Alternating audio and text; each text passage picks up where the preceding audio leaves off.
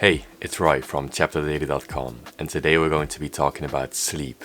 I am guilty myself of thinking that working more and sleeping less is productive. But boy, has this book changed my mind. At the end of the video, I'll give you 12 tips on how to sleep better. But before we get started in this video, I do want to mention that there was just so much information in this book, and I'm not going to be able to talk about all of it in this video, but I did make a full summary and review on my site. I'll put the link in the description so you can give that a read if you're interested. But yeah, here is the structure of the video and let's get started. When sleeping less than 6 or 7 hours a night, you damage your immune system. This can lead to a double chance of getting cancer, aka the shorter you sleep, the shorter your lifespan. We all have a 24-hour circadian rhythm within our brains. This makes us feel alert during the day and sleepy at night. There are many factors influencing our circadian rhythm: daylight, food, exercise, temperature fluctuations, and time social interaction. There are a few measurable indicators for sleep. First, your core body temperature will drop when it's time to sleep. This is whether or not you're lying in bed. Then melatonin. This is released after dusk and is an instruction to the brain that it's time to go to sleep. Melatonin is only an instruction but doesn't participate in sleep itself. Sleep pressure is caused by a chemical called adenosine.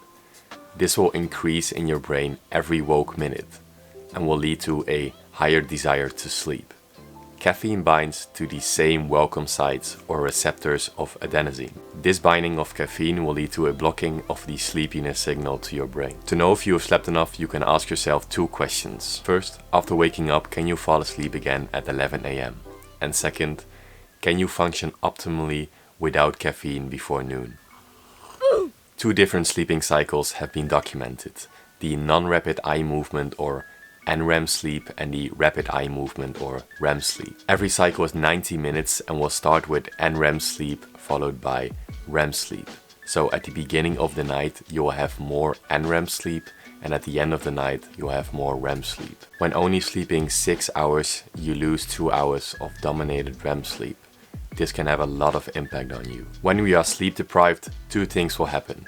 First of all, we'll sleep longer, and second, in the first night after your sleep deprivation, you'll have more NREM sleep. The following nights, you'll have more REM sleep. This shows that it's more important to catch up to NREM sleep first and after that REM sleep. The brain is the last part to grow in a baby. This also means that a baby needs more REM sleep. The REM sleep stimulates the forming of the neural pathways in the brain. A 6-year-old baby will have a 50-50 split between NREM sleep and REM sleep. A 5-year-old will already have a split of 70-30, and as the baby gets older, the importance of REM sleep decreases. The circadian rhythm of adults, adolescents, and children are completely different.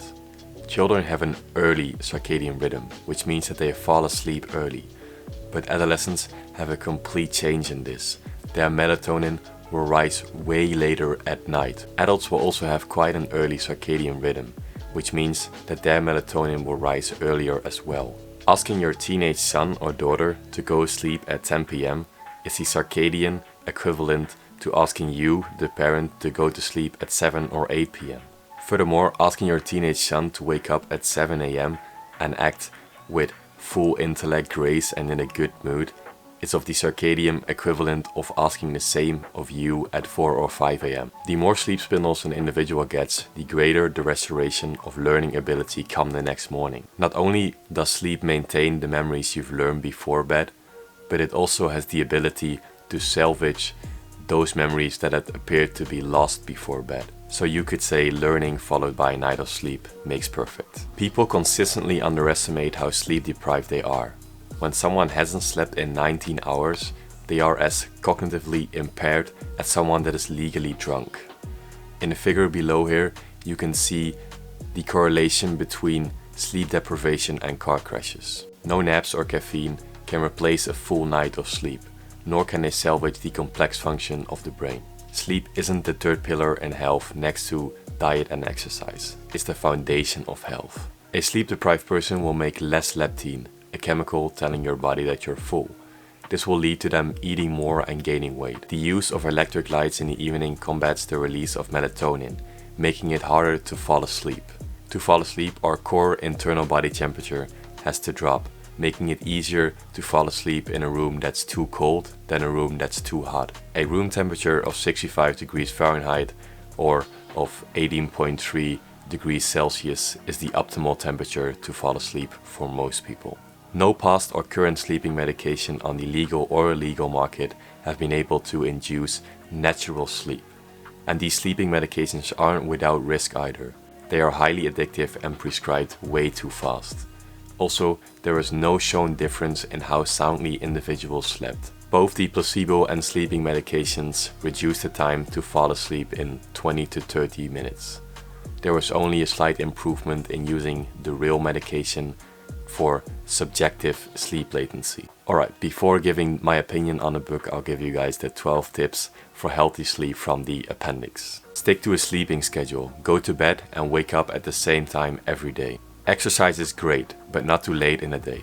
Avoid caffeine and nicotine. Avoid alcoholic drinks before bed. It will make you relax but negatively impact your REM sleep. Avoid large meals and beverages late at night. If possible, avoid medicines that delay or interrupt with your sleep.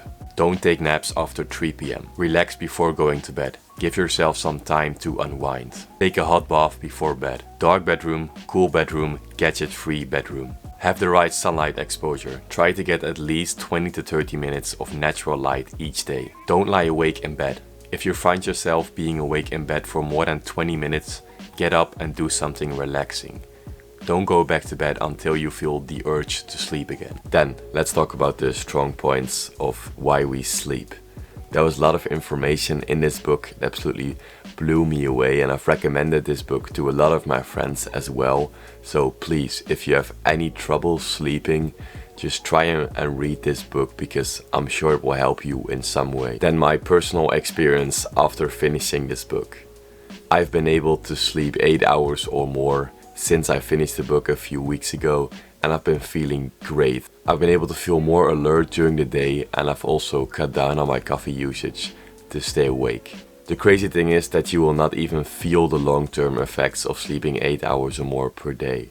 But trust me, you'll thank yourself later for being smart now. Then the scientific expertise of Matthew Walker makes him the perfect writer for a book on sleep. His research and the mentioned research in this book makes it easier to trust him and to take in his knowledge. I study medicine, so I'm quite familiar with the terms he used in his book, but I feel like for people that are not that familiar with neuroscience, he breaks everything down in a very easy to understand way. Then let's talk about the weak points of the book. The book could get a bit tedious sometimes. I felt this more during the later chapters of this book, but that's actually quite normal with scientific literature, and when taking your time, I'm sure you'll have a better reading experience. Just an all-in amazing book, and I learned a lot reading it, and I'm very happy that I decided to do it. Thank you for watching this video and giving me some of your time, and have a great rest of your day.